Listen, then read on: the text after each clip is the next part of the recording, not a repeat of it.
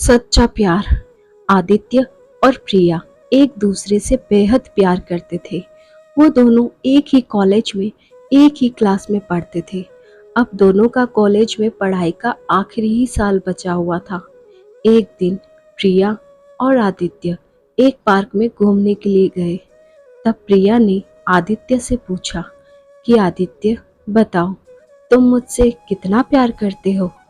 तुम मुझसे शादी करोगे भी या फिर यूं ही प्यार तक ही सीमित रहेगा हमारा प्रेम? तभी आदित्य ने प्रिया से कहा कि प्रिया, आज तुम मुझसे ये कैसा सवाल पूछ रही हो?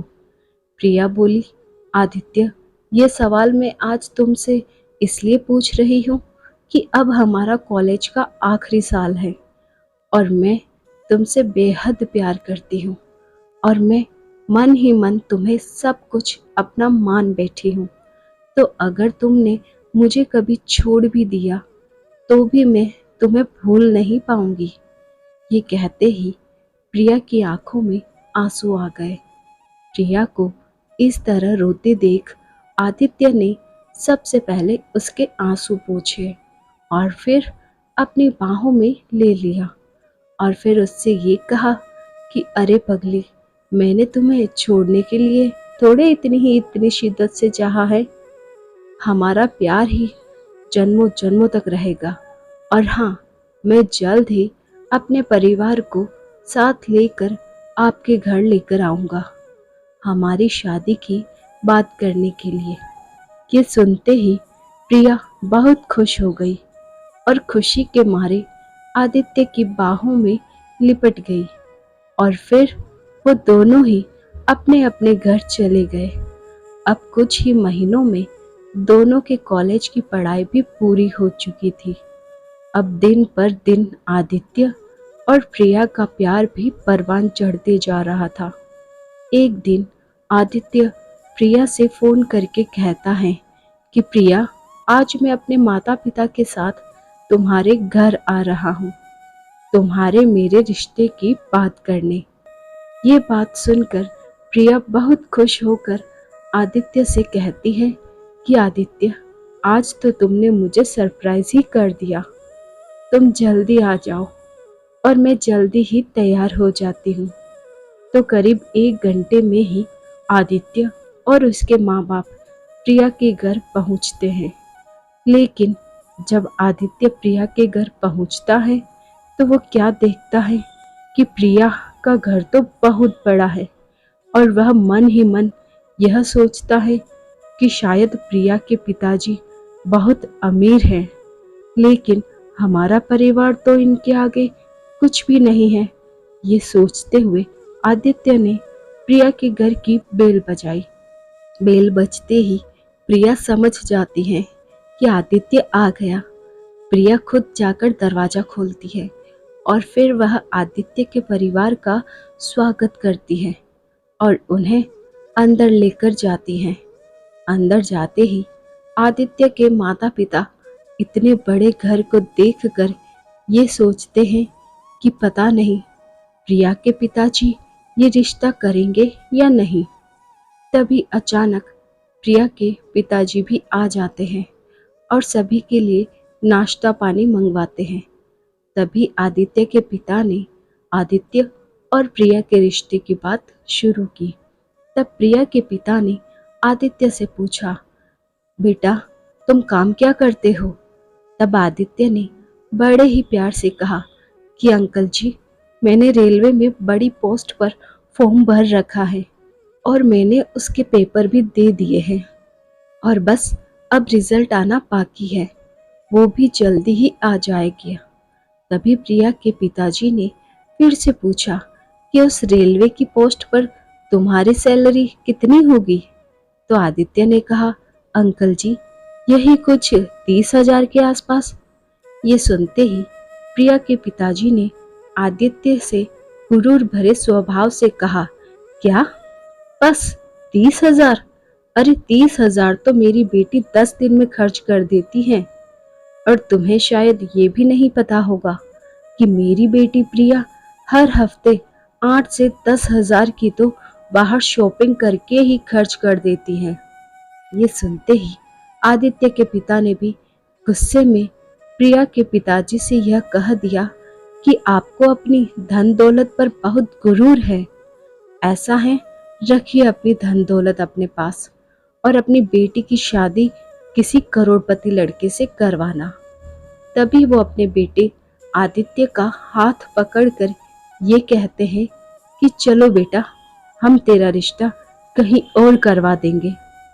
तभी आदित्य प्रिया के पिता के आगे हाथ जोड़कर ये कहता है कि अंकल जी, मैं आपकी बेटी से बेहद प्यार करता हूँ और प्रिया भी मुझसे बहुत प्यार करती है।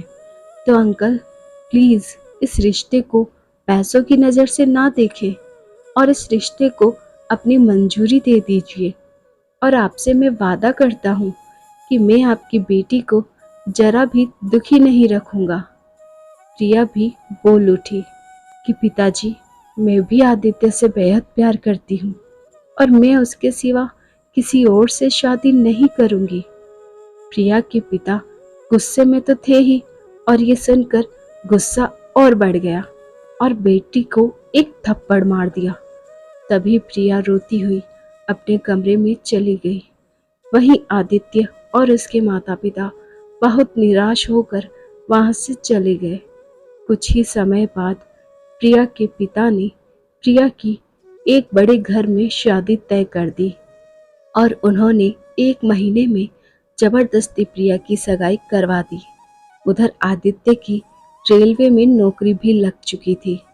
तब एक दिन अचानक प्रिया ने आदित्य को फोन करके ये कहा कि आदित्य, तुम कहाँ चले गए थे? मैंने कितनी बार तुम्हारा नंबर मिलाया, लेकिन तुम्हारा नंबर बंद जा रहा था और मैंने अपनी सहेली को भी कितनी बार तुम्हारे घर पर भेजा था, मगर तुम्हारे घर तो ताला लगा हुआ था। फिर मुझे तुम्हारा एक दोस्त मिला तो मैंने उससे तुम्हारा नंबर लेकर तुम्हें फ़ोन किया है। मेरे पिताजी ने मेरी सगाई जबरदस्ती ही किसी और से करवा दी, लेकिन मैं तुम्हारे बिना नहीं रह सकती। तुम जल्दी यहाँ आ जाओ आदित्य, वरना मैं अपनी जान दे दूंगी। तब आदित्य ने कहा कि प्रिया, मैं भी तुमसे बेहद प्यार करता हूँ, लेकिन प्लीज़ तुम ऐसा कोई भी कदम मत उठाना कि जिसकी वजह से तुम्हारे घर वालों को शर्मिंदा होना पड़े। और प्रिया, अगर हमारा प्यार सच्चा है तो हमें मिलने से और एक और होने में कोई नहीं रोक सकता। और प्रिया, अगर हमने घर से भागकर शादी कर भी ली तो तुम्हें पता है, जीवन के आने वाले वक्त में हमारे बच्चे भी ऐसा ही करेंगे और तब सिवाय शर्मिंदा होने के हम कुछ बोल नहीं पाएंगे। इसलिए प्रिया, हमें हमारे प्यार पर पूरा विश्वास रखना चाहिए और उस भगवान पर भी जिसने हम दोनों को सच्चा प्यार करवाया। अब बस तुम वैसा ही करो जैसा तुम्हारे घर वाले कह रहे हैं। ये बात कहते हुए आदित्य की आंखों में आंसू आ रहे थे, लेकिन उसने अपना सारा दर्द छुपाते हुए प्रिया को गलत कदम उठाने से बचा लिया। अब प्रिया ने रोते हुए आदित्य से ये कहा कि आदित्य, मैं तुम्हारे कहने से अपने परिवार की बात मानकर ये शादी जरूर करूँगी, लेकिन ये बात याद रखना कि शादी करके किसी और के पास सिर्फ मेरा शरीर ही जाएगा, मन और आत्मा तुम्हारे पास ही रहेगी। इतना कहते हुए प्रिया रोती हुई फोन को काट देती है। उधर आदित्य भी बहुत रोता हुआ जमीन पर बैठ जाता है। अब प्रिया की शादी का दिन भी आ गया। उसके घर तक लड़के वालों की बारात आ गई थी। तभी अचानक प्रिया जब दुल्हन के जोड़े में सीढ़ियों से नीचे उतर रही थी, वैसे ही उसे चक्कर आ गए और वो चक्कर खाकर सीढ़ियों से घसीटती हुई नीचे की तरफ गिरती गई। प्रिया के सर और पैर में बहुत ज्यादा चोट लग गई थी और शायद उसके पैर की हड्डी भी टूट गई थी। तभी प्रिया के पिताजी ने फोन करके एम्बुलेंस बुलवाई प्रिया को तुरंत हॉस्पिटल्स में एडमिट किया गया। प्रिया का इलाज चला। ये बात आदित्य तक पहुंची। आदित्य अपने परिवार और दोस्तों सहित हॉस्पिटल पहुंचा। आदित्य को देख प्रिया के पिता बहुत गुस्से में आदित्य को देखने लगे, लेकिन कुछ बोल नहीं पाए क्योंकि वहां पर दूल्हे और उसके परिवार वाले भी मौजूद थे। कुछ ही देर बाद डॉक्टर ऑपरेशन रूम से बाहर निकले और बोले कि अब आपकी बेटी ठीक है, लेकिन उसके पैर की हड्डी टूटने की वजह से अब उसका पैर हमेशा टेढ़ा दिखाई देगा। चलने फिरने में थोड़ी बहुत परेशानी आएगी, बाकी ठीक है। यह सुन प्रिया के होने वाले ससुर ने इस शादी को इनकार कर दिया। तभी प्रिया के पिताजी उसके आगे हाथ जोड़कर बोले कि अरे ऐसा मत करिए, आप इस शादी के लिए कैसे मना कर सकते हैं? सब तैयारियां हो चुकी हैं और अब आप एकदम वक्त पर अब इस शादी को मना कर रहे हो। कृपया समधी जी, आप इस शादी को मना मत करें। आप चाहे तो मुझसे 10 से 15 लाख रुपए और ले लीजिए, लेकिन मेरी बेटी को अपना लीजिए। तभी दूल्हे के पापा प्रिया के पिता का हाथ हटाते हुए बोले कि नहीं नहीं, ऐसा नहीं हो सकता। 15 लाख देकर आप हमारे बेटे को खरीदना चाहते हो? नहीं, ऐसा हरगिज नहीं होगा। और प्रिया की शादी में अपने बेटे के साथ इसलिए करवा रहा था क्योंकि वो बहुत सुंदर थी, और अब तो उसका पैर ही टूट गया, और हमारे यहाँ इसको अपशगुन कहते हैं। इसलिए मैं अभी ये रिश्ता पूरी तरह तोड़ता हूँ। ये कहकर वो अपने बेटे को लेकर वहां से चले जाते हैं। इस बात को लेकर प्रिया के पिताजी हॉस्पिटल में रोने लगते हैं और माथा पकड़कर बैठ जाते हैं। उनको अब वो सारी बात याद आने लगती है जो उन्होंने आदित्य को और उनके घर वालों को कही थी।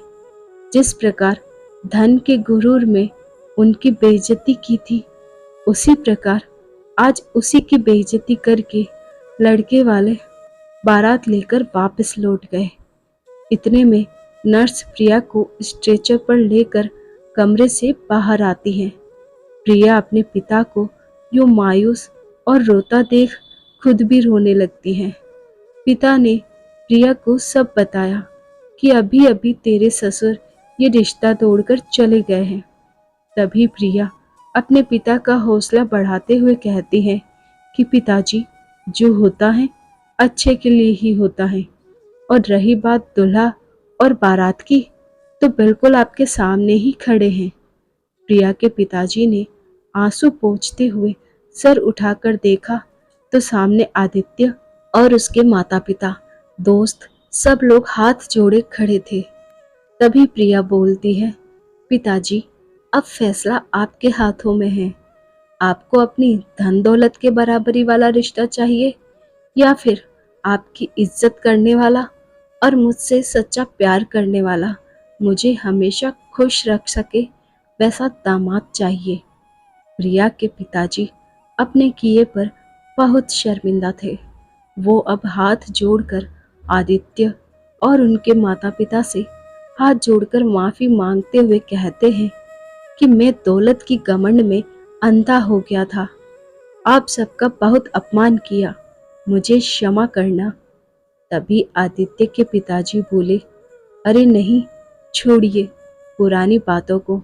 अब बस आप प्रिया और आदित्य की शादी का इंतजाम कीजिए। तो देखा दोस्तों, अगर प्यार सच्चा होता है तो ईश्वर अपनी माया से सच्चे प्यार करने वालों को किसी न किसी तरह मिलवा ही देता है। धन्यवाद। आई होप आपको हमारी कहानी अच्छी लगी होगी। तो ऐसी ही और कहानियाँ सुनने के लिए हमारे चैनल को लाइक, शेयर और सब्सक्राइब कीजिए और बेल आइकन को प्रेस कीजिए ताकि न्यू स्टोरीज का नोटिफिकेशन आपको मिल सके। Thanks for watching.